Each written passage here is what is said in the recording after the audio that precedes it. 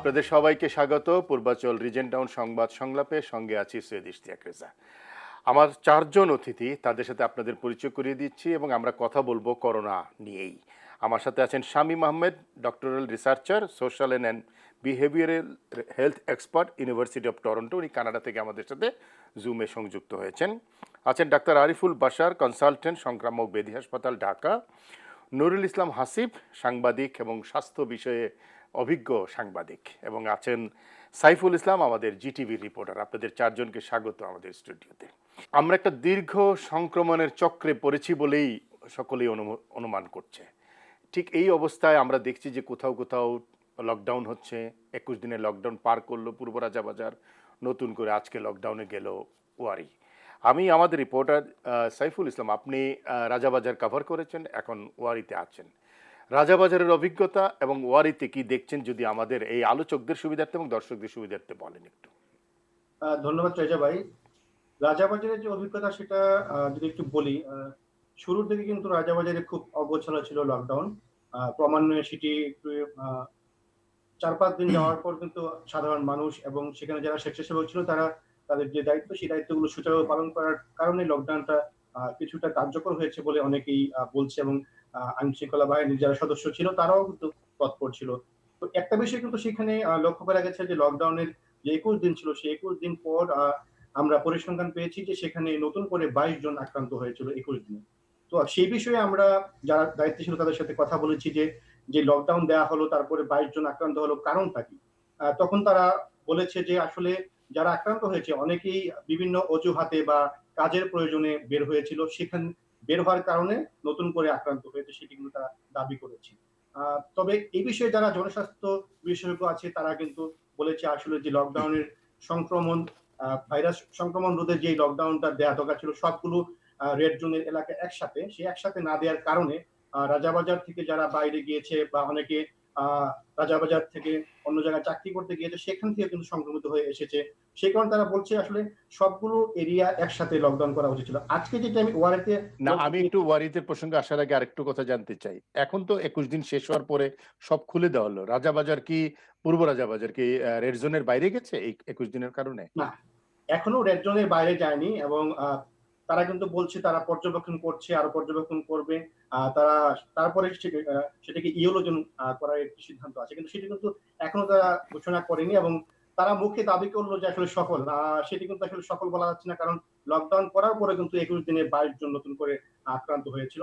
আর ওয়ারির বিষয়ে যদি আমি আপনাকে একটু বলি যে আজকে যেটি লক্ষ্য করেছি, ওয়ারিতে আমার কাছে মনে হয়েছে খুবই একটি অগোছালো লকডাউন। বিশেষ করে যারা স্বেচ্ছাসেবী আজকে দেখেছি তারা অনেকেই কিন্তু কিভাবে কন্ট্রোল করতে হবে মানুষকে সেটি কিন্তু তারা জানছে না, এবং যারা রেজিস্টার খাতা নিয়ে বসেছিল তারা কিন্তু যারা জরুরি প্রয়োজনে বের হবে তাদেরকে আসলে ঠিকভাবে ট্যাকেল করতে পারছিল না, সেটি আমি লক্ষ্য করতে পারি। আইন শৃঙ্খলা বাহিনী তৎপর ছিল যথেষ্ট, কিন্তু ওয়ারি আপনি জানেন যে একটি ঘনবসতিপূর্ণ এলাকা, এবং ওয়ারির বেশিরভাগ অধিবাসী হচ্ছে ব্যবসায়ী এবং কর্পোরেট চাকরি করে। সেই কারণে অনেকে কিন্তু আজকে বের হওয়ার জন্য তারা চেষ্টা করেছিল, তখন আইন শৃঙ্খলা বাহিনী ও স্বেচ্ছাসেবীরা তাদেরকে অনেককে বুঝিয়েছে বা অনেককে বোঝাতে পারেনি।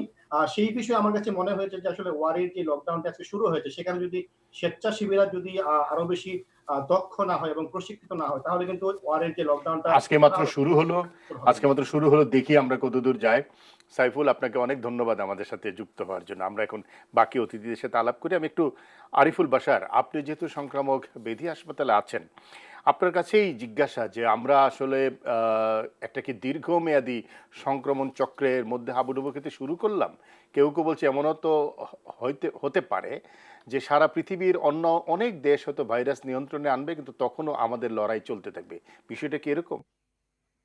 হ্যাঁ, ধন্যবাদ আপনাকে এটা কোশ্চেন করার জন্য। আসলে দেখুন যে আহ, কোভিড কোভিড নিয়ে যে কথাগুলো হচ্ছে, কোভিড নিয়ে যে গবেষণাগুলো হচ্ছে, কেউ কিন্তু এখনো ঠিক করে বলতে পারতেছে না যে আমরা আরো কত বছর বা কত মাস পর্যন্ত কোভিড নিয়ে আমরা এইভাবেই থাকবো। কারণ এটা আসলে যে যদি কোনো ভাইরাস যদি এপিডেমিক হয়, আগের যে ইতিহাসগুলো আছে দেখা যায় যে অনেক সময় 1 বছর 2 বছর, এবং অনেকের ধারণা হয়তো 2022 পর্যন্ত এটা সাস্টেন করে যেতে পারে, যতদিন না আমাদের বডিতে পুরোপুরি ইমিউনিটি তৈরি হবে, যেটা হার্ড ইমিউনিটির কথা বলি। অথবা হয়তো ভাইরাসটা এরকম একটা পর্যায়ে চলে আসবে যেটা এন্ডেমিকের মতো, যেমন আপনি জানেন যে আমাদের আগে সোয়াইন ফ্লু হয়েছিল। সোয়াইন ফ্লু একটা এপিডেমিক ছিল 2009 সালে, এবং সেই সোয়াইন ফ্লু কিন্তু এখনো আছে। আপনি যারা হসপিটালে আছে তারা জানেন, যারা আইডিসিআর এ কাজ করেন, যারা ডিজিজ সার্ভিলেন্সে কাজ করেন, তারা জানেন যে সোয়াইন ফ্লু কিন্তু এখনো হয়, কিন্তু এটার মাত্রাটা এত কমে গেছে যেটা এখন আর আমাদের পাবলিক হেলথ থ্রেট হিসেবে চিহ্নিত হয় না। কোভিডটাও ঠিক এরকমই হয়তো একটা পর্যায়ে আসবে, কিন্তু এই পর্যায়টা আসতে হয়তো সময় লাগবে। এটা হয়তো 2021 পর্যন্ত এক্সটেন্ড করে যেতে পারে, তবে এটা এখনো শিওর করে বলা যাচ্ছে না। এবং যদি গ্লোবালি যদি কোভিড কমে যায় তাহলে এটার এফেক্ট কিন্তু বাংলাদেশে চলে আসবে। বাংলাদেশে আচ্ছা, বেশি থাকবে, গ্লোবালি অন্য কোথাও কোভিড একদম কমে যাবে, এটা হওয়ার সম্ভাবনা খুবই কম। কারণ এই ধরনের এপিডেমিক ডিজিজ যখন কমে যায় তখন কিন্তু গ্লোবালি আস্তে আস্তে কমে আসে। শামীম আহমেদ, আপনি কানাডায় আছেন, কিন্তু বাংলাদেশের দিকে নিশ্চয়ই আপনার নজর আছে এবং জি। আপনি জনস্বাস্থ্য নিয়ে যেহেতু কাজ করছেন, এখানকার গবেষকদের সাথেও কথা হচ্ছে। আপনি বাংলাদেশের এখন পর্যন্ত যে অবস্থান, চতুর্থ মাসে আমরা আছি, আপনার পর্যবেক্ষণটা জানতে চাই। আহ, আমি আমার আগের বক্তা যেমনটি বলছিলেন সেই বিষয়ের সাথে কিছুটা সমর্থ রাখছি। সেটি হচ্ছে যে করোনা ভাইরাসের কারণে যে কোভিড-19 হয়েছে সেটি কবে নাগাদ নির্মূল হবে সেটি কিন্তু বলা খুব কঠিন। কারণ আমরা এখন পর্যন্ত বলি যে স্মল পক্স ছাড়া আর কোনো প্যান্ডেমিকই কখনোই পুরোপুরি নির্মূল হয়নি, এগুলো সরে গিয়েছে কিন্তু নির্মূল হয়নি। নির্মূল হওয়ার একমাত্র উপায় হচ্ছে যদি কোনো ভ্যাকসিনেশনের ব্যবস্থা হয় অথবা হার্ড ইমিউনিটি গ্রো করে। এখন আমরা জানি যে আজকের যদি আমরা পরিসংখ্যানের দিকে তাকাই তাহলে পৃথিবীতে এই মুহূর্তে টেস্টের মাধ্যমে পাওয়া আক্রান্ত রোগীর সংখ্যা 1,12,00,000, এবং এর মধ্যে 10 লক্ষ শুধুমাত্র গত 6 দিনে আক্রান্ত হয়েছে। সুতরাং খুব দ্রুততম সময়ে করোনা ভাইরাস থেকে আমরা মুক্ত হতে পারবো এমনটা বৈশ্বিকভাবেই মনে হচ্ছে না, যদিও বিশ্বের বিভিন্ন দেশে এখন আমরা ফ্ল্যাটেনিং দ্য কার্ভ বলছি। কানাডার মতো দেশে বলা হচ্ছে যে আগে যেমন কার্ভটা বাড়ছিল, অর্থাৎ আক্রান্তের সংখ্যা বাড়ছিল, সেটি কমে এসে এখন মোটামুটি কমে আসার দিকে চলে যাচ্ছে। কিন্তু বাংলাদেশের ব্যাপারটা এখনো উল্টো। বাংলাদেশে করোনা ভাইরাসে আক্রান্তের সংখ্যা বাড়ছে এবং আমরা বলবো যে মৃত্যুর সংখ্যাও বাড়ছে। সুতরাং আগামী বেশ কিছুদিন, বেশ কয়েক মাস বাংলাদেশে করোনা ভাইরাসের যে সংক্রমণ সেটি চলতে থাকবে বলে মনে হয়।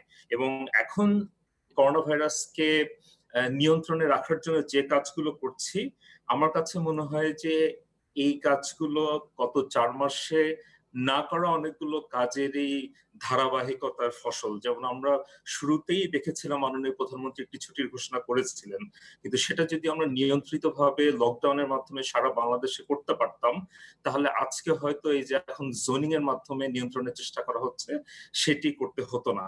এবং এই জোনিং পদ্ধতি পৃথিবীর অন্য কোনো দেশে সফল হয়েছে এমন কোন নির্দিষ্ট উদাহরণ আছে বলে আমি মনে করি না। আমি দেখেছি যে পশ্চিমা বিশ্বগুলোতে প্রাদেশিক নিয়ন্ত্রণের ব্যবস্থা করা হয়েছে। যেমন আমি যদি কানাডার উদাহরণ দিই, এখানে অন্টারিও নামে যে প্রদেশটি আছে বা কুইবেক নামে যে প্রদেশটি আছে, ওরা তাদের দেশে আক্রান্তের সংখ্যা এবং মৃত্যুর সংখ্যা নির্ধারণ করে প্রদেশগুলোকে আলাদা করেছে যে এক প্রদেশ থেকে আরেক প্রদেশে যাওয়া যাবে না, এক প্রদেশের সমস্ত স্কুল, কলেজ, অফিস, আদালত, দোকান বন্ধ থাকবে। কিন্তু একটি নির্দিষ্ট এলাকার মধ্যে আলাদা আলাদা এলাকা করে কোনটিকে রেড জোন, কোনটিকে ইয়েলো জোন বা কোনটিকে গ্রিন জোন করে নিয়ন্ত্রণ করার এই পদ্ধতিটি কতটি সফল হবে সেটা নিয়ে আমার মধ্যে একটু দ্বিধা আছে। কারণ আমরা কিছুক্ষণ আগে আমাদের জিটিভির সাংবাদিক ভাইয়ের কাছ থেকে শুনছিলাম ওয়ারিতে যে লকডাউনটি করা হয়েছে সেটিও পুরোপুরি সবাই কনভিন্স হতে পারছেন না। তো আমি মনে করি করোনা ভাইরাস নিয়ে বাংলাদেশ এখনো একটি বড় ধরনের ঝুঁকির মুখে আছে, এবং এর মধ্যে অনেকগুলো সিদ্ধান্ত আছে স্বাস্থ্য মন্ত্রণালয় এবং সরকারের দিক থেকে যেগুলো আরো ভালোভাবে করা যেত। যদি আপনি আমাকে জিজ্ঞাসা করেন তাহলে সে বিষয়ে আমি কথা বলতে পারি। আমি আসবো আপনার কাছে। আহ, নূর ইসলাম হাসিব, জীবন এবং জীবিকা দুটোকেই অগ্রাধিকার দেওয়ার চেষ্টা করা হয়েছে। জীবনও বাঁচাতে হবে, জীবিকাকেও ঠিক রাখতে হবে। শেষ পর্যন্ত কোনটা আসলে অগ্রাধিকার পেয়েছে বা আমরা আমাদের অর্জনটাকে এই জায়গায় আপনার কাছে কি মনে হয়? ধন্যবাদ ইশতিয়াক ভাই। একটা হচ্ছে যে ধরুন আমরা এক ধরনের আলোচনা করি, আর ভেতরে আসলে কি হয় সবাই কিন্তু আমরা সব অনেক সময় জানি না। আমাদের দেশের সংক্রামক যে প্যাটার্নটা আসলে এটা একটু অন্যরকম এই জন্য বলবো যে যখন ধরেন গার্মেন্টস খুলে দেয় তখন সবাই কিন্তু আমরা বলা শুরু করলাম লক্ষ লক্ষ আক্রান্ত হবে, কিন্তু হয়নি। তো এরকম বেশ কয়েকটা ঘটনা ঈদের মুভমেন্ট, জানাজার ক্ষেত্রে হয়নি হ্যাঁ জানা ব্রাহ্মণবাড়িয়া। যায়, কিছু কিছু বিষয় আছে তো এখন যেটা ভেতরের খবর হচ্ছে আমাদের কিন্তু ইনফেকশন রেটটা একটু কমতির দিকে আর কি। এখন কিন্তু আর বাড়তির দিকে না, এখন কমে আসছে, মানে কমের দিকে যাচ্ছে। মানে এটা হচ্ছে সেক্ষেত্রে হয়তো আপনার এই যে জুন মাসটাই হয়তো আমাদের একটা পিক আগে আমরা কি পর্যাপ্ত টেস্ট করতে পারছি? কারণ টেস্টও তো কমছে দেখছি। না কিটের টেস্ট সংকট, না ল্যাবও। টেস্ট কিন্তু হ্যাঁ, না একটা বিষয় হচ্ছে যে এটা ২ ধরনের বিষয়। একটা হলো যে আমরা যে প্রতিদিন যে আপনার এই যে প্রেস ব্রিফিং এ যে ইটার কথা বলে, মানে জি। সংখ্যার কথা, সেটা কিন্তু কোনো ধারণা দেয় না। এটা আমি একটু হুম, বলে দিই। সেটা কেন? কারণ সেটা হচ্ছে আপনার ধরেন কিছু মানুষ সিম্পটম আছে তারা এসে আপনার টেস্ট করে সেখান থেকে পায়। এটা যদি আপনার ওই যে সার্ভে বা ইসে বলে যে বায়াস স্যাম্পল কাইন্ড অফ, যে আপনার তারা নিজেরা আসছে, তারা টেস্ট করেছে। বাট এই যে ইনফেকশন রেটটা কেউ জানার তো জন্য ২য় বার আসছে, কেউ ৩য় বার আসছে। ৩য় বার আসে। কিন্তু ইনফেকশন রেটটা জানার জন্য এটা আইডিসিআর ওরা নিজেরা কিছু স্যাম্পলিং করে। ওরা কিছু র‍্যান্ডম স্যাম্পলিং করে। ওরা ওদের মতো কিছু এই যে কনট্যাক্ট ট্রেসিং এর কথা বলে না? হুম, এই হুম, হুম। কনট্যাক্ট ট্রেসিং করে ওরা তাদের মতো একটা জানে যে আসলে ইনফেকশন রেটটা কিরকম ভেতরে। এবং সেটা কিন্তু আগের চেয়ে একটু কমে আসছে। এখন এখন মানে 1.003 এরকম কিছু একটা হবে। কিন্তু যেটা হচ্ছে যে সামনে আমাদের একটা কোরবানি আছে। এইটা একটা চ্যালেঞ্জ। কারণ হচ্ছে কোরবানির সময় আপনার হিউজ একটা মুভমেন্ট হবে। প্রবলেমটা হচ্ছে এই যে জোনাল লকডাউনের যে কথাটা বললেন, এটা কিন্তু একটা ইন্টারেস্টিং হচ্ছে এটা ভারত থেকে কপি করা হয়েছে। কিন্তু ভারত যে জন্য করেছে আমরা উল্টা কাজে করছি। ভারত এটা করেছিল লকডাউন থেকে বের হওয়ার জন্য। ওরা লকডাউন থেকে বের হওয়ার জন্য ওদের প্রদেশগুলাকে ভাগ করেছিল যে গ্রিন, হুম, ইয়েলো এবং রেড। যারা গ্রিন তারা এখন ফ্রি হবে, যারা ইয়েলো তারা পরে হবে, যারা হচ্ছে রেড তারা হচ্ছে আপনার আ আরো পরে আরকি। তারা হচ্ছে আপনার ঝুঁকির বেশি। আমাদের এখানে লকডাউন দেওয়ার জন্য হচ্ছে এই ধরনের জোনাল সিস্টেম করা হয়েছে এবং সেটা এমন একটা জায়গায় যেটা হচ্ছে কমিউনিটি ট্রান্সমিশন এর একটা এপিসেন্টার ঢাকা। তো ঢাকার ক্ষেত্রে যেটা আপনার যারা এপিডেমিওলজিস্ট তারা যেটা বলে যে আপনার হ্যাঁ, এটা এখন বাংলাদেশের বাস্তবতায় আপনি যদি ৬৪ ডিস্ট্রিক্ট দেখেন, এনালাইসিস করে দেখবেন যে আমাদের বাইরের অনেক শহর আছে যেগুলো আসলে অত আক্রান্ত না। যেগুলো ছোট ভাবে আটকায় রাখলে আপনার জিনিসটাকে আপনি নিয়ন্ত্রণ করতে পারবেন। কিন্তু ঢাকার ক্ষেত্রে যেটা করা যেত যে পুরো ঢাকা শহরটাকে আপনি একটা সিস্টেমে আটকে ফেলে আপনি সেখানে একটা প্রশ্ন আসবে যে এই যে আপনার জীবন জীবিকা বা সাপ্লাই। সেক্ষেত্রে আপনার বলা হয় যে ঠিক আছে আপনার ঢাকার যে ৪-৫ টা যে এক্সিট এন্ট্রি পয়েন্টে আপনি বাফার জোন করেন। সেখানে আপনার ওই বাজারগুলি আসবে। বাইরে থেকে যে সাপ্লাই নিয়ে আসবে সে আর ভেতরে আসবে না। ওই বাফার জোনেই আসবে। ভেতর থেকে কেউ বাফার জোনে যেয়ে ওইটা ভেতরে নিয়ে আসবে। ভেতরে আপনার মুভমেন্টটা হোক। কারণ আমি মনে করি যে হুম। আমাদের ভেতরে যে এখন যে মুভমেন্টটা হয়েছে এবং ঢাকার যদি আপনি বিভিন্ন হসপিটাল, বিভিন্ন ডায়াগনস্টিক যদি করে দেখেন, ঢাকায়ও কিন্তু আমার ধারণা এটা একটা স্যাচুরেশন লেভেলে অর্থাৎ এই চলে আসছে। জীবন জীবিকার একটা সমন্বয় এটা পরিকল্পিতভাবে হতে পারে নাই। পরিকল্পিত হওয়ার সুযোগ আছে এবং এটা কিন্তু অসম্ভব কিছু সুযোগ না। আছে কিন্তু হ্যাঁ। হয়নি এখন পর্যন্ত, সেটাই কি আপনি বলতে চাচ্ছেন? হ্যাঁ, না সেটা এখনো খুব খুব যে শামীম, আপনার আপনি কি এই বিষয়ে কিছু বলবেন? হ্যাঁ, আমি আসলে যখনই এই আলোচনাগুলো হয় তখন তো বিভিন্ন দেশের উদাহরণ আমাদের মাথায় আসে। এখন আমরা নিশ্চিতভাবে বলতে পারি যে পশ্চিমা বিশ্বের কানাডার সাথে তো বাংলাদেশের তুলনা করা সঠিক হবে না। দুটো দেশ অর্থনৈতিক অবস্থা, সামাজিক অবস্থা ভিন্ন। হুম, কিন্তু আবার আপনি যদি কানাডা এবং যুক্তরাষ্ট্রের মধ্যে তুলনা করেন, এই দুটো দেশে কিন্তু উন্নত, দুটো দেশে ইকোনমিক রিসোর্স এবং পৃথিবীর সেরা বিজ্ঞানী আছে। তারপরেও খুব পাশাপাশি দুটো দেশের মধ্যে আপনি তুলনা করে দেখেন, একটি দেশের মৃত্যুর সংখ্যা ৮,০০০, আরেকটি দেশের মৃত্যুর সংখ্যা লক্ষাধিক। তার মানে হচ্ছে এখানে ব্যবস্থাপনা এবং নিয়ন্ত্রণের একটা বিষয় আছে। আমি যদি একটু উদাহরণ দিয়ে আমাকে সময় দেন তাহলে জি, জি। আমরা কানাডাতে দেখেছি যে শুরুতে একদম মার্চের ১৩ তারিখে সঠিক সময়ে সারা দেশব্যাপী কোয়ারেন্টাইন, আইসোলেশন এবং ফিজিক্যাল ডিস্টেন্সিং নিশ্চিত করা হয়েছে। একই সাথে সমস্ত স্কুল, অফিস, কলেজ বন্ধ করা হয়েছে। আয় অনুযায়ী মানুষকে সহায়তা দেওয়ার ব্যবস্থা করা হয়েছে। এখানে নির্ধারণ করা হয়েছে কার কতটুকু সাহায্যের প্রয়োজন আছে। অসংখ্য টেস্ট করা হয়েছে এবং শুরুর দিকে বলা হয়েছে যে পরিমাণ টেস্ট করা হচ্ছে সেটি যথেষ্ট নয়। টেস্টের সংখ্যা ক্রমাগত বাড়ানো হয়েছে। কারণ বলা হয়েছে যেহেতু আমরা জানি না করোনা ভাইরাস কিভাবে ছড়াচ্ছে, এটি কিভাবে প্রতিরোধ করা যাবে। আমাদের মূল বিষয় হচ্ছে হার্ড ইমিউনিটিকে মাথায় রাখা এবং হার্ড ইমিউনিটি একটা দেশে হচ্ছে কিনা সেটা জানার জন্য অন্যতম উপায় হচ্ছে টেস্ট করার মাধ্যমে জানা যে কত হুম। মানুষ আক্রান্ত হয়ে গেলেন। এছাড়াও বিভিন্ন সময় ওখানে আপনি যদি কানাডার মতো দেশের কথা চিন্তা করেন, শুরুতেই কিন্তু এখানেও গ্লোভস এর ঘাটতি ছিল। এখানেও পিপিই এর ঘাটতি ছিল। কিন্তু পরবর্তী ৩ মাসের মধ্যে এই ঘাটতিগুলো কিন্তু তারা আহ, মিটিয়ে ফেলতে সক্ষম হয়েছেন। এর বাইরে আমি একটা জিনিস দেখেছি, সেটি হচ্ছে নেতৃত্বের যে সহনশীলতা এবং নেতৃত্ব গুণের মাধ্যমে মানুষকে আশ্বস্ত করার বিষয়টি। আপনি যদি একটু তুলনামূলক চিত্র দেখে, আমাদের দিকে ভালো কিছু ঘটনা আছে, আমি বলেছি আমাদের মাননীয় প্রধানমন্ত্রী শুরু থেকে কিছু সিদ্ধান্ত নিয়েছেন, স্কুল বন্ধ করেছেন, কিন্তু এই সময় আপনি দেখেন যে প্রথম যখন করোনা ভাইরাসের কেসটা ধরা পড়লো চায়নায়, তারপরে কানাডায়, তারপর থেকে বাংলাদেশে প্রথম কেস ধরার পর আমরা 4 মাস সময় পেয়েছি। সে সময়টা আমরা কাজে লাগাইনি। আমরা ছুটি এবং লকডাউনের মধ্যে কোনো সুনির্দিষ্ট সীমারেখা টানতে পারিনি। আমাদের স্বাস্থ্য অধিদপ্তর এবং আইডিসিআর এর মধ্যে একটা সমন্বয়ের অভাব আমরা লক্ষ্য করেছি। আমরা দেখেছি দেশব্যাপী প্রথমে চেষ্টা করা হয়েছে করোনা নিয়ন্ত্রণের, একটা বড় ধরনের ছুটি দেওয়া হলো, কিন্তু পরবর্তীতে সেটি কাজ হলো না। আমরা দেখলাম ঈদের সময় অসংখ্য মানুষ ফেরিঘাটে গেলেন, সেখান থেকে আবার তাদেরকে বাসে করে, ট্রাকে করে ঢাকায় ফেরত পাঠিয়ে দেওয়া হলো। এরপরে আমরা চেষ্টা করলাম জোনিং এর মাধ্যমে এই ব্যাপারটা নিয়ন্ত্রণ করার। আমরা ইকোনমিক ইনসেন্টিভ দেওয়ার চেষ্টা করলাম, কিন্তু সেটি কার কাছে যাচ্ছে সেটির বিষয়ে আমরা নিশ্চিত হতে পারি না। আমি জিটিভির একটা রিপোর্টিং এ দেখেছি যে ওয়ারিতে আজকে থেকে বা এর আগে পূর্ব রাজাবাজারে যে লকডাউন হয়েছে, সেখানে একজন সাধারণ মুচি কিভাবে তার জীবন ধারণ করবেন সেই বিষয়ে তার কোনো পরিষ্কার ধারণা নেই। কন্টাক্ট ট্রেসিং একটি বড় ব্যাপার। আমরা কানাডার মতো দেশে কিন্তু প্রতিদিন যে মানুষগুলো মারা যাচ্ছেন তাদেরকে চিনি না, কিন্তু আমরা যদি পত্রিকা খুলি বা টিভি দেখি, আমরা প্রত্যেকেই খেয়াল করবেন যারা মারা যাচ্ছেন 30 জন বা 40 জন যে সংখ্যাটি সরকার দিচ্ছে, তার মধ্যে 5 জন বা 10 জনকে কিন্তু আমরা চিনি, যাদের সামাজিক অ্যাওয়ারনেস থাকার কথা, তারপরেও তারা আক্রান্ত হচ্ছেন এবং মৃত্যুবরণ করছেন। তাদের ক্ষেত্রে কি আমরা প্রপার কন্টাক্ট ট্রেসিং করতে পেরেছি কিনা, যে এই মানুষগুলো কোথা কেন থেকে হলো? করোনা ভাইরাসটা পেয়েছেন, কেন হলো? তারা তো সচেতন মানুষ, তারা সমাজে সবসময় ভূমিকা রেখে থাকেন। এছাড়াও কিছু ক্ষেত্রে আমরা দেখেছি ইনডিসাইসিভ থাকা, যেটি হাসিম ভাইও বলছিলেন যে ঈদের সময় বা গার্মেন্টস ফ্যাক্টরি খুলে দেওয়ার সময় অসংখ্য মানুষ এসেছেন, আসার পরে কাউকে কাউকে আবার ফেরত চলে যেতে হয়েছে। আমরা পত্রিকায়, অনলাইন কিছু পোর্টালে কিছু মিস ইনফরমেশন দেখেছি, রিউমার দেখেছি কিভাবে প্রতিরোধ ব্যবস্থা নিতে হয়। এই জায়গাগুলোতে অনেকটা ভূমিকা ছিল সরকারিভাবে একটি সঠিক সিদ্ধান্তের মাধ্যমে মানুষকে আশ্বস্ত করা। কারণ প্যান্ডেমিক এমন একটি জি। সিচুয়েশন, যেটা আরিফ সাহেবও বলছিলেন 100 বছরে একবার হয়, তো সেই সিচুয়েশনে একটি দেশ নানা কিছু শিখবে এবং আস্তে আস্তে উন্নতি করবে, কিন্তু কনফিডেন্স দেওয়া রাজনৈতিক এবং এই স্বাস্থ্য এই খাত থেকে এই সেটি খুব কনফিডেন্স অথবা জরুরি। একটা একক বার্তা মানুষের কাছে পৌঁছানো সেটা পৌঁছে হয়নি, যাওয়া, সেটা সেটা হয়নি। হয়নি। আমাদের একটা জি। বিরতির সময় হয়েছে, আপনারা আছেন, দর্শক আপনারাও আছেন আমাদের সঙ্গে, একটা ছোট্ট বিরতি, সঙ্গে থাকবেন।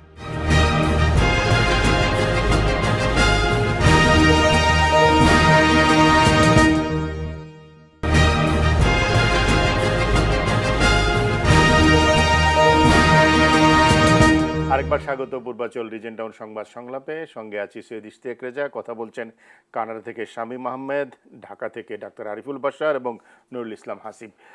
ডাক্তার আরিফুল বাশার, খুব বড় ধরনের পরীক্ষা যে করছি আমরা তা না, তবে পরীক্ষার হার বাড়ছে, ল্যাব বেড়েছে, তাতেই আমাদের সংখ্যা 1.5 লাখ অতিক্রম করেছে। এই ট্রেন্ড আসলে কি বার্তা দেয় আমাদের? হ্যাঁ, দেখুন আসলে এখন আমরা যেভাবে পরীক্ষা করছি, পরীক্ষা কিন্তু আমরা, আপনারা যেটা জানেন আর কি, যে আমরা যে মলিকুলার যে টেস্ট করি আরটিপিসিআর, ওটা ছাড়াও কিন্তু আমরা যারা রুগী দেখি সরাসরি বিভিন্ন হসপিটালে বা প্রাইভেট ক্লিনিকে, তারা কিন্তু আমরা অনেক সময় রেডিওলজিক্যাল, আমরা অনেক সময় ডায়াগনোসিস করার চেষ্টা করি।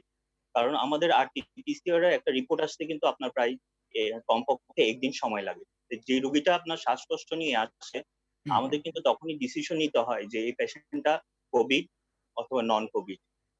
সেই ডিসিশন নেওয়ার জন্য আমরা অনেক সময় রেডিওলজিক্যাল যে টেস্ট গুলো করি, যেমন হচ্ছে যদি পেশেন্ট সামর্থ্য ভালো থাকলে তাহলে হয়তো সিটি স্ক্যান করানো হয়, আর না হলে বুকের একটা এক্সরে করানো হয়, এবং এটা দিয়ে আমরা কিন্তু একটা ডায়াগনোসিস করে ফেলি, এবং তখনই কিন্তু পেশেন্ট আমরা সেপারেট করে ফেলি এবং ওইভাবে আমরা ম্যানেজমেন্ট দেওয়ার চেষ্টা করি। যে রুগী বাড়তেছে, এটা এখন আমাদের পিকে আছে, এই পিকটা হয়তো আরো আমাদের হয়তো 1 মাসের মতো থাকবে। তারপরেও আমি বলবো যে অনেক যে বেশি বেড়ে গেছে, একদম প্রপোর্শনালি যদি আপনি বাইনারি মতো যদি বাড়তে, তাহলে কিন্তু রোগী আরো অনেক বেশি হয়ে যেত। এটা হয়তো বিভিন্ন কারণ থাকতে পারে। আহ আমাদের তো কিছু মিজার নেওয়া হচ্ছে, গভর্নমেন্টও মিজার নিচ্ছে, আর প্রথম দিকে যে অব্যবস্থাপনা ছিল সেটা অনেকটাই তো কেটে উঠেছে। এখন কিন্তু প্রাইভেট হসপিটাল গুলো চিকিৎসা দিচ্ছে, গভর্নমেন্ট মেডিকেল কলেজ গুলাতে এখন চিকিৎসা হচ্ছে, এবং এবং আজকে থেকে মনে হয় বঙ্গবন্ধুতেও কোভিড পেশেন্ট চিকিৎসা শুরু হয়ে যাচ্ছে। তা আমরা কিন্তু আস্তে আস্তে অ্যাডাপ্ট করে নিচ্ছি সবকিছুই। এবং না, আমরা কিন্তু আশা ব্যবস্থাপনার কথা যেটা বলা হয় এবং যেটা শামীম আহমেদও কিছুটা উল্লেখ করছিলেন। দেখেন প্রতিদিনই খবরের কাগজে যে সমস্ত তথ্য আসছে বা টেলিভিশনে যে আ কোভিড একটা পেশেন্ট, নন কোভিড এক patient, Covid suspect another patient. এখন এই যে কোভিড তারা তো ঠিক আছে আইডেন্টিফাইড হলো তাদের একজনের চিকিৎসা। কিন্তু নন কোভিড বা কোভিড সাসপেক্ট এরা তো সাংঘাতিকভাবে আমি বলব ব্যবস্থাপনার বাইরে থাকছে, চিকিৎসা পাচ্ছে না, চিকিৎসা পেতে সমস্যা হচ্ছে, গোলযোগ হচ্ছে আমরা দেখতে পাচ্ছি। সেটা দেখেন যখন এপিডেমিক হয় তখন কিন্তু অনেকগুলা কিছু ডিসিশন থাকে। যেমন থাকে যেটা হচ্ছে যে আমরা রুটিন কেস গুলা সাধারণত আমরা এখন করতে চাই না। হ্যাঁ, আমরা শুধু ইমার্জেন্সি কেস গুলা হ্যান্ডেল করতে চাই, কারণ এখন একটা এপিডেমিক সিচুয়েশন। কিন্তু আপনি প্রথম দিকে যে অব্যবস্থাপনাটা ছিল, এটা খুবই স্বাভাবিক। কারণ হচ্ছে যে ১০০ বছরে কিন্তু আসলে এরকম গত ১০০ বছরের আমাদের কারোই অভিজ্ঞতা ছিল না। গতকালও মুগদা হাসপাতালে রোগীর আত্মীয়স্বজন মার খেয়েছে, সাংবাদিকও। না, ঠিক আছে, কিন্তু কথা হচ্ছে যে আপনি যখন পেশেন্ট চলে আসবে আপনার কাছে, তখন কিন্তু হুম, আপনাকে একটা ধারণা করে নিতে হবে, কারণ আপনি যে ওই আরটিপিসি এর উপর ডিপেন্ড করবেন না কিন্তু।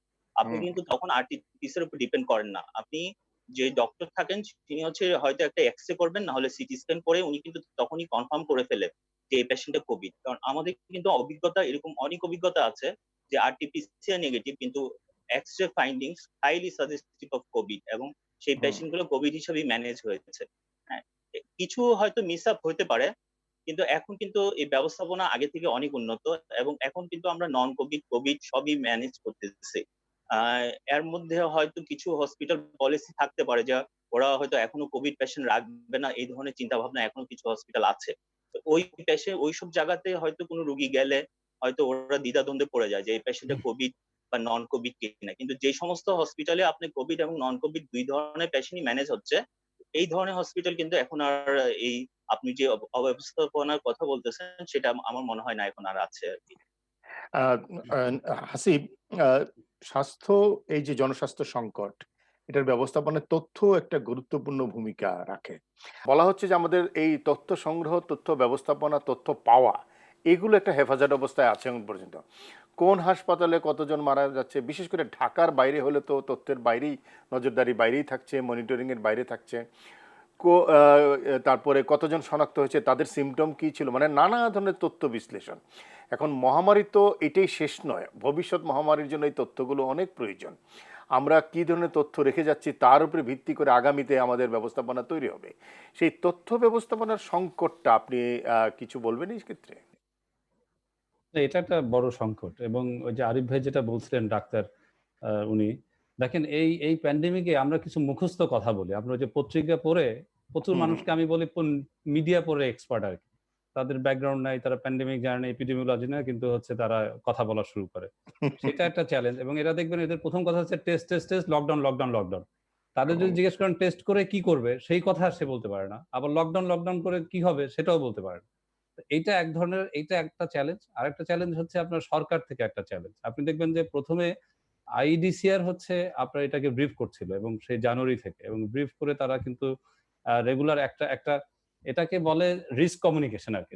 প্যান্ডেমিক এর ক্ষেত্রে বা এই ধরনের সিচুয়েশন এ রিস্ক কমিউনিকেশন হচ্ছে কি আপনাকে তথ্যটা পাবলিককে দিতে পাবলিককে আপনাকে কনফিডেন্স এ রাখতে হবে। ১ম কথা হচ্ছে কনফিডেন্স এ রাখার জন্য রিস্ক কমিউনিকেশন আপনার তথ্যটা ইম্পোর্টেন্ট যে আপনি কি করছেন, কি হুম, হুম, হুম। করতে পারছেন না, কি হবে, কি হতে পারে, মানে এখানে সব জিনিসটা আপনাকে মানুষকে দিতে হবে এবং সেটার একটা ভালো এক্সাম্পল হচ্ছে আপনি দেখবেন নিউ ইয়র্কের মেয়রের যে ব্রিফিংটা এবং নিউ ইয়র্ক কিন্তু সবথেকে খারাপ একটা সময় দিয়ে গেছে আমেরিকার মধ্যে, কিন্তু সেই মেয়র কিন্তু সাকসেস হয়ে গেছে। মানুষ কিন্তু তাকে গ্রহণ করেছে। সো এখন যেটা হচ্ছে আমাদের এখানে যে জিনিসটা হয়েছে, আমাদের এখানে আইডিসিআর কিন্তু এক ধরনের ব্রিফিং শুরু করেছিল। হঠাৎ করে সেই ব্রিফিংটা বন্ধ হয়ে যায়। বন্ধ হয়ে যাওয়ার পরে আপনার সেটা সেন্ট্রালি একটা ব্রিফিং শুরু হয় এবং একদিন হচ্ছে মন্ত্রী একটা ডা ডেটা নিয়ে কনফিউশন ক্রিয়েট করেছিল। সে ১১ টার সময় এক কথা বলেছিল। ফাইনাল ২:৩০ টার সময় ব্রিফিং এ এক ধরনের আসছিল। তখন হচ্ছে সাংবাদিকরা এটা চার্জ করে। আমিও এটা ছিলাম আরকি। কেন এরকম হলো? তো পরদিন থেকে আপনার ঘোষণা আসলো, এরপর থেকে সাংবাদিক সম্মেলন বন্ধ। সো এইটা হচ্ছে আমাদের একটা প্রেক্ষাপট এবং প্যান্ডেমিক এ আপনার এখন কেন তো ওনারা হচ্ছে ব্রিফিং বলছে না, বলছে এটা একটা বুলেটিন। বুলেটিন। তো কেন হচ্ছে আপনার মানুষের কনফিডেন্সটা দরকার? তার একটা এক্সাম্পল দিই। যেমন এর আগে আপনার ডেঙ্গু সিচুয়েশন ও ছিল যে এইসব ক্ষেত্রে আপনার যেহেতু এগুলা ইভলভিং নতুন, নতুন বিষয় আপনার আসে। ফর এক্সাম্পল যখন ডেঙ্গু ছিল, ডেঙ্গুতে শুরুতে আপনার বলা হচ্ছিল যে আপনি টেস্ট করে জানেন ডেঙ্গু সিচুয়েশন কি। কিন্তু যখন আপনার এটা এপিডেমিক হয়ে যায়, ইভেন এই প্যান্ডেমিকের সময় যেমন এখন করোনা ভাইরাসে এনি ফিভার সে হচ্ছে করোনা ভাইরাস সাসপেক্ট। এটাই হচ্ছে ডেফিনিশন। ডেঙ্গুর সময়ও তাই। এবং তখন হচ্ছে বলা হচ্ছিল এখন এত টেস্ট দরকার নাই। ডাক্তাররা কারণ এটা হচ্ছে যেহেতু আপনার স্পেসিফিক চিকিৎসা নাই, এটা অনেকটা সেলফ লিমিটিং, অনেকটা হচ্ছে হুম। Symptomatic treatment. সো ডাক্তার চিকিৎসা ব্যবস্থা টেস্ট করে আপনি হসপিটালে অনেক সময় আপনার এটা আরেক ধরনের হ্যাসেল। সো কিন্তু সমস্যাটা কি হয়? যেহেতু আপনি পাবলিকের কনফিডেন্সটা হারায় ফেলেন, পাবলিক তখন আর আপনার এই যে নতুন যে সিদ্ধান্ত এটা গ্রহণ করে না। এবং তখন সে সেটা মনে যতই করে সেটা যতই বৈজ্ঞানিক ভিত্তি থাকুক। যতই বৈজ্ঞানিক হোক, তখন সে মনে করে যে এটা কোনো একটা অক্ষমতার জন্য এটা করা হচ্ছে। Which is not. মানে কিন্তু এটাই হচ্ছে আমাদের এই যারা পাবলিক হেলথ বা গভর্নমেন্টে যারা আমলাতন্ত্রে যারা কাজ করেন, তাদের এটা বুঝতে হবে যে আপনি এটা হচ্ছে অন্য সিচুয়েশন না। এটা হচ্ছে পাবলিক হেলথ এর ইস্যু। মানুষের রোগ হুম। মানুষকে নিয়ে আপনার ডিল করতে হয়। সো মানুষের আস্থা আপনার অর্জন করতে হবে। এবং মানুষের আস্থা অর্জনের জন্য তথ্য এবং সংবাদকর্মী এর কোনো বিকল্প নাই। এবং সোশ্যাল মিডিয়ায় যে ধরনের আপনার প্রবলেমটা হচ্ছে আপনি দেখছেন যে কত ধরনের ইনফরমেশন যাচ্ছে। এবং সেক্ষেত্রে আমাদের মেইনস্ট্রিম মিডিয়া একটা ভালো ভূমিকা নিতে পারে। কিন্তু আমাদের এই যে মেইনস্ট্রিম বিষয়গুলো মিডিয়া এখন পর্যন্ত যেটুকু রেখেছে সেটা ভালোই, কিন্তু মেইনস্ট্রিম মিডিয়াকেও তো অনেক কিছু ভেবে তারপর মেইনস্ট্রিম মিডিয়াকে অনেক সময় বাধাগ্রস্ত করা লাগে। এই সবকিছু মিলিয়ে আমার কাছে মনে হয় সোশ্যাল মিডিয়া প্ল্যাটফর্মটা অনেক বেশি ইরাটিক হয়ে দাঁড়িয়েছে। ওখানে কোনো সিস্টেম নাই, কে কি বলছে, সবাই বিশেষজ্ঞ এরকম একটা। এবং আজকে সেটাই। দেখেন যে মূলধারার গণমাধ্যমের বাইরে সোশ্যাল মিডিয়াতে যে পরিমাণ টক শো হচ্ছে সে হুম। আরেক বিশৃঙ্খল অবস্থা। এখন তথ্যের ইস্যুটাতে আমি একটু শামীম আপনার কাছ থেকে শুনতে চাই। এই যে তথ্য কত গুরুত্বপূর্ণ জনস্বাস্থ্যের ইস্যুতে? ধন্যবাদ রেজা ভাই। আমি ১ম এ একটু বলে নিই, আমি শুরু থেকেই বলে আসছিলাম যেখানে আমার বলার সুযোগ হয়েছে, সেটা হচ্ছে পাবলিক কমিউনিকেশন একটা খুবই স্পেসিফিক স্কিল। আ আমাদের হাসিব ভাই যেমন বলছিলেন নিউ ইয়র্কের মেয়রের কথা, আমি একটু বলতে চাই কানাডার প্রধানমন্ত্রী জাস্টিন ট্রুডোর কথা। মার্চের ১৪ তারিখ থেকে জুনের ৩০ তারিখ পর্যন্ত প্রতিদিন সকাল ১১ টায় তিনি দেশবাসীর সামনে এসেছেন এবং আধা ঘন্টা তাদেরকে ব্রিফ করেছেন। তিনি ব্রিফ করার পরে প্রধান জনস্বাস্থ্য কর্মকর্তা, স্বাস্থ্যমন্ত্রী বা স্বাস্থ্য উপমন্ত্রী এই ৪-৫ জনের প্যানেল পুরো ৩ মাস ধরে মানুষের সামনে এসেছেন এবং কথা বলেছেন। অনেক সময় সাংবাদিকরা অনেক কিছু নিয়ে তাদেরকে প্রলুব্ধ করার চেষ্টা করেছেন যাতে তারা রেসপন্স করেন বা এজিটেটেড হয়ে যান। খুবই স্বাভাবিক, তাদের আমেরিকার সাথে বর্ডার হুম, আছে। হুম। কিন্তু আমি দেখেছি এখানকার যারা জনস্বাস্থ্য বিশেষজ্ঞ আছেন বা রাজনীতিবিদরা আছেন, তারা খুবই ঠান্ডা মাথায় মানুষকে আশ্বস্ত করে কথা বলার একটা স্কিল তাদের মধ্যে আছে, যেটা আমাদের দেশে অনুপস্থিত। সুতরাং এই কমিউনিকেশনের জায়গাটাতে আমার মনে হয় আমরা যে ধরে নেই যে কোনো আহ, রোগ বিশেষজ্ঞ হলেই তিনি ভালো কমিউনিকেট করতে পারবেন, এটি নাও হতে পারে। সরকারের সামনের দিনগুলোতে মাথায় রাখা উচিত যে পাবলিক হেলথ কমিউনিকেশনের জন্য স্পেসিফিক পার্সন থাকা উচিত। এক, দ্বিতীয়ত হচ্ছে চিকিৎসা সেবার ক্ষেত্রে আমরা ডাক্তারদেরকে দেখছি, ডাক্তাররা প্রচন্ড প্রেসারে আছেন গত ৩-৪ মাস। তাদেরকে নিজেদেরকে আইসোলেট করতে হবে, তাদেরকে রোগীর চিকিৎসা করতে হবে, রোগীর যত্ন নিতে হবে, তাদের সাংবাদিক, সাধারণ মানুষ, রাজনীতিবিদ সবার মুখোমুখিও হতে হবে। আমাদের বোধহয় মনে রাখা দরকার যে জনস্বাস্থ্য বিশেষজ্ঞ একটা আলাদা ক্যাটাগরি। চিকিৎসকরা যখন রোগীদেরকে সেবা দেবেন এবং তাদেরকে সুস্থ করবেন, জনস্বাস্থ্য বিশেষজ্ঞদেরকেই আমাদেরকে কাজে লাগাতে হবে যে একটা দেশে যদি সামনের দিনে এপিডেমিক, এন্ডেমিক বা প্যান্ডেমিক যাই হোক না কেন, কতগুলো চিকিৎসার জন্য বেড দরকার, ভেন্টিলেটর দরকার, কতগুলো মানুষ দরকার, কোনো অ্যাম্বুলেন্স দরকার, কোথায় কাকে পাঠাতে হবে, এই সিদ্ধান্তগুলো জনস্বাস্থ্য বিশেষজ্ঞদেরকে সম্পৃক্ত করে করতে হবে, যেটি খুব বেশি হচ্ছে বলে আমি মনে করি না। এখানে একটা প্রাসঙ্গিক উদাহরণ দেই যে একসময় ডাব্লিউএইচও কাজ করে এবং বাংলাদেশের আইসিটি, টিআরবি এবং ব্র্যাক ইউনিভার্সিটিতে কাজ করা টিমোথি জোন্স, যিনি কানাডার ম্যাকগিল ইউনিভার্সিটির গ্লোবাল হেলথ ডিরেক্টর ছিলেন, গত মাসে কানাডার প্রাইম মিনিস্টার জাস্টিন ট্রুডো তাকে আগামী ১০ বছরের জন্য নিয়োগ করেছেন যে আজকে থেকে ১০ বছর পরে যদি কোনো প্যান্ডেমিক আসে তাহলে কানাডা কিভাবে প্রস্তুতি নেবেন সেটি টিমোথি জোন্স আরো ২ জন সদস্য সহ ঠিক করবে এবং তাদেরকে $১ বিলিয়ন বরাদ্দ দেওয়া হয়েছে। এখন বাংলাদেশের নিঃসন্দেহে এই টাকা বরাদ্দ দেওয়ার সামর্থ্য নেই, কিন্তু গত ২০ বছরে কিন্তু জনস্বাস্থ্য নিয়ে অনেক কাজ হয়েছে এবং বাংলাদেশে অনেক নতুন জনস্বাস্থ্য বিশেষজ্ঞ এসেছেন। তাদেরকে সম্পৃক্ত করে সরকার কিভাবে কাজ করতে পারে, তাদেরকে সঠিক তথ্য দেওয়ার ব্যাপারে কিভাবে সাহায্য করতে পারে এবং নির্দেশনা দিতে পারে, এটি আগামী দিনগুলোতে আমাদের প্যান্ডেমিক ঠেকানোর ব্যাপারে একটা বড় ভূমিকা রাখতে পারে, যেটা আমাদের জানতে হবে। ইভেন আমাদের সাংবাদিকতার ক্ষেত্রে আমি জানি না কতজন জানেন, হাসিফ ভাই একজন চিকিৎসক। আমাদের সাংবাদিকদের মধ্যেও কিন্তু একটা রিসোর্স পুল আছে।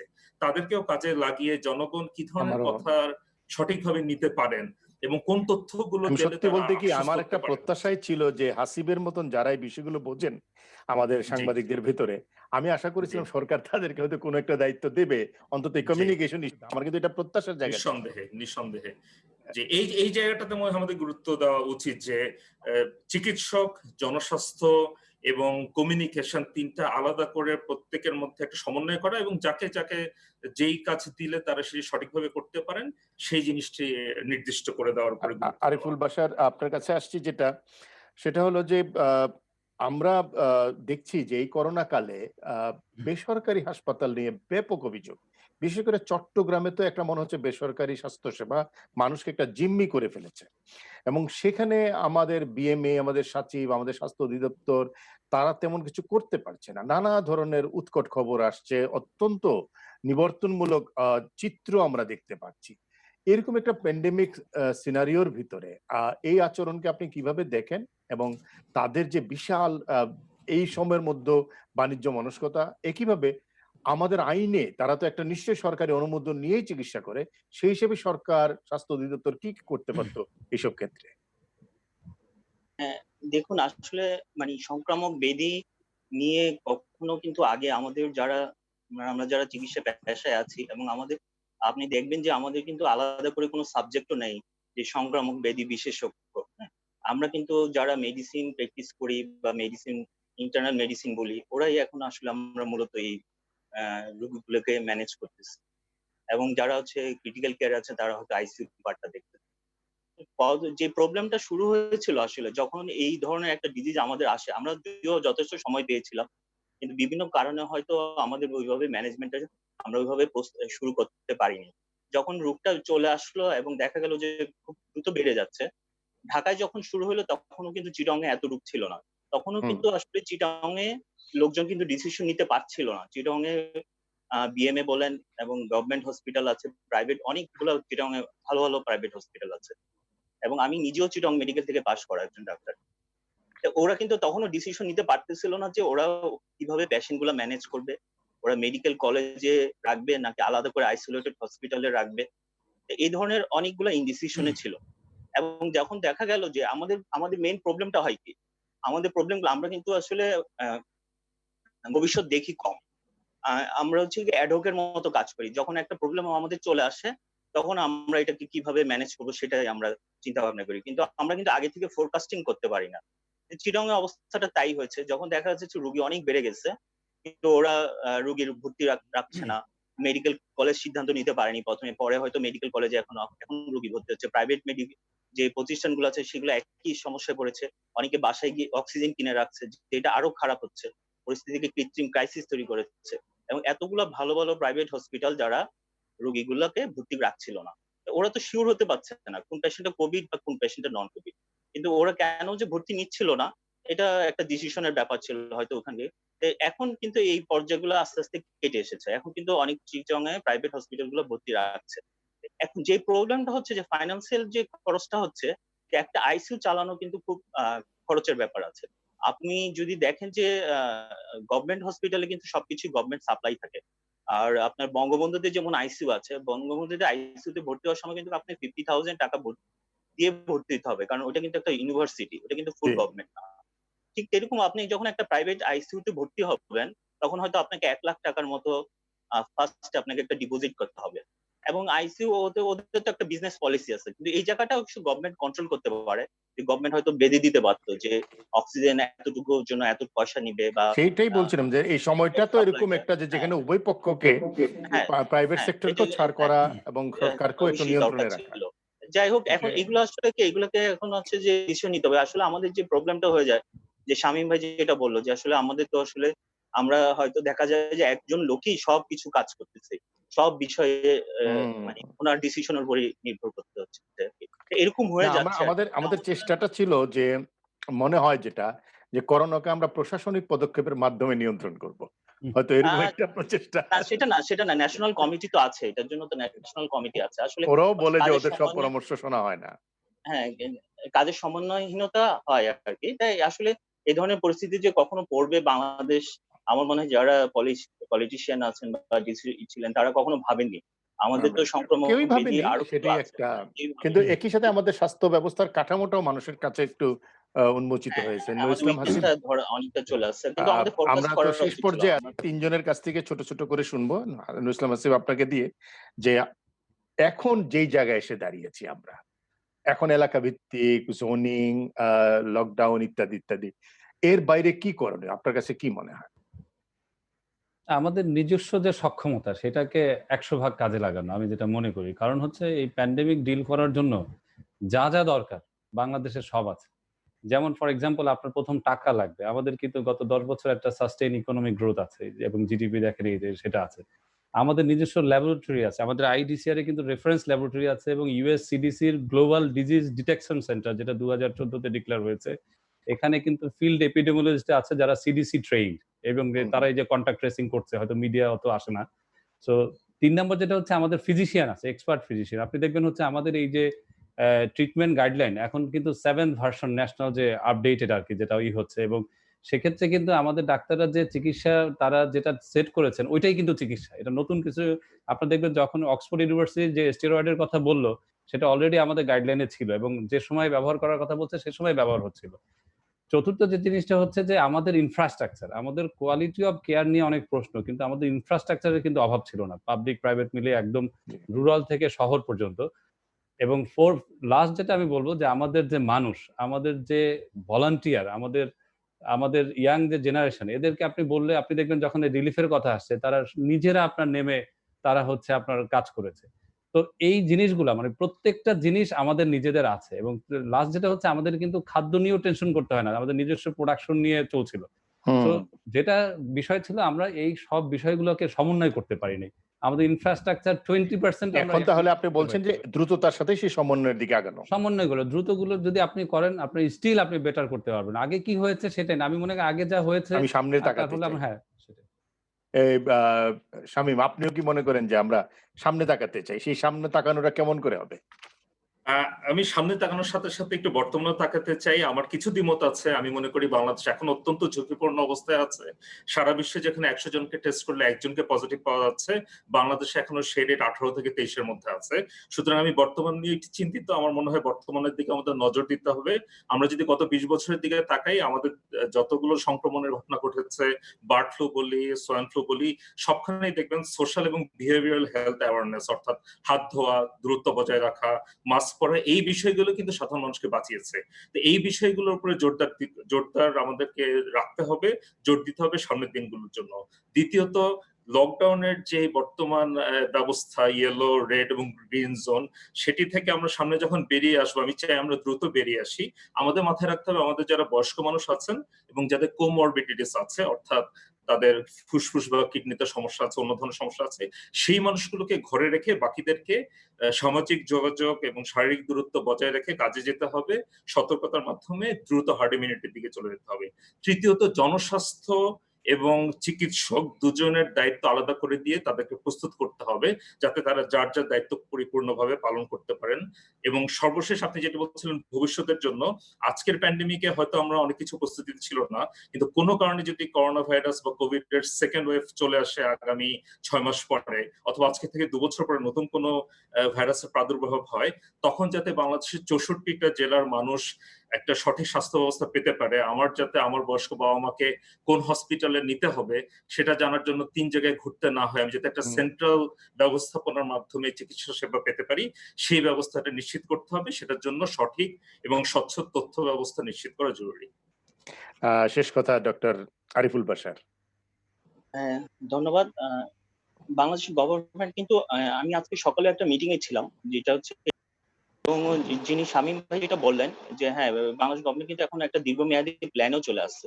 আমাদের প্রতিটা ১৭টা যে বড় বড় মেডিকেল কলেজ আছে বিভিন্ন জেলা শহরে, ওগুলোতে কিন্তু এখন 50 বেডের একটা আইসোলেশন ইউনিট হচ্ছে এবং 10 বেডের ক্রিটিক্যাল কেয়ার ইউনিট হচ্ছে। এবং এইগুলো পরিচালনার জন্য যে ম্যান পাওয়ার দরকার, স্কিল ম্যান পাওয়ার, সেগুলো কিন্তু এখন গভর্নমেন্টের প্ল্যানে আছে, মিনিস্ট্রিতে এবং ডিজি হেলথ কিন্তু এগুলো খুব দ্রুতই আপনারা দেখতে পারবেন যে এগুলো বাস্তবায়ন শুরু হয়ে গেছে। এবং আমাদের যে ইনস্টিটিউট আছে, আইডিএইচ একটা হসপিটাল, আমি যেখানে কাজ করি, এছাড়াও জি। চিটং এ কিন্তু আরেকটা ইনস্টিটিউট আছে, Bangladesh institute of infectious and tropical disease. এই ইনস্টিটিউশন গুলোকে আমরা স্ট্যান্ডিং করার চেষ্টা করা হচ্ছে গভর্নমেন্ট থেকে, এবং যাতে ভবিষ্যতে এই ধরনের আউটব্রেক আসে দেখুন কিভাবে ম্যানেজ করতে হবে। এবং আমাদের কিন্তু আসলে নিজস্ব গবেষণা খুব কম। এটা আপনি দেখবেন আমরা বেশিরভাগই তথ্যগুলা বাইরের দেশ থেকে আমরা শেয়ার করি। আমাদের নিজস্ব বেসিক গবেষণা কিন্তু খুবই কম।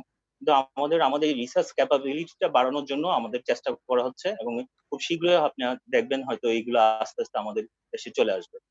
আশা ধন্যবাদ। করতেছি যে জি। না, আপনি বলেন, শেষ করুন। হ্যাঁ, জি। আমার আমার আমার আশা আছে যে আমরা আশাবাদী যে আমরা হয়তো আ এখনো হ্যাঁ, এই পিকটাকে আমরা ভালোভাবেই ট্যাকেল করব, এবং ভবিষ্যতে যাতে এই ধরনের আউটব্রেক আমরা ম্যানেজ করতে পারি। বাংলাদেশ গভর্নমেন্ট যাতে এগুলো ম্যানেজ করে সেই ব্যবস্থা বাংলাদেশ গভর্নমেন্ট নিচ্ছে, এবং ধন্যবাদ আপনারা দেখেন। আপনাকে। সেই আশার কথাই শোনালেন এবং আমরা আশা করতে চাই, কিন্তু শামীম আহমেদ যেটি বলছিলেন, আমাদের কিন্তু একটা শিক্ষার ব্যাপার হলো, এবং আমরা যদি এখন থেকে সতর্ক না হই তাহলে আগামীতে আরেকটা যদি সেকেন্ড ফেজ বা থার্ড ফেজ কিংবা আরেকটা যদি ভাইরাস আসে, তখন আমরা কি করব? তখন আবার হয়তো আমরা এরকম সবকিছু এলোমেলো করে ফেলবো। সেটা আমরা চাই না। সেই প্রত্যাশায় আজকের মতো পূর্বাচল রিজেন্ট টাউন সংবাদ সংলাপ এখানে শেষ করছি। আপনারা ৩ জন ভালো থাকবেন। আমাদের সাথে যুক্ত হওয়ার জন্য অনেক, অনেক ধন্যবাদ, কৃতজ্ঞতা। দর্শক, আপনাদেরকেও ধন্যবাদ সঙ্গে থাকার জন্য। সবাই ভালো থাকবেন, সুস্থ থাকবেন।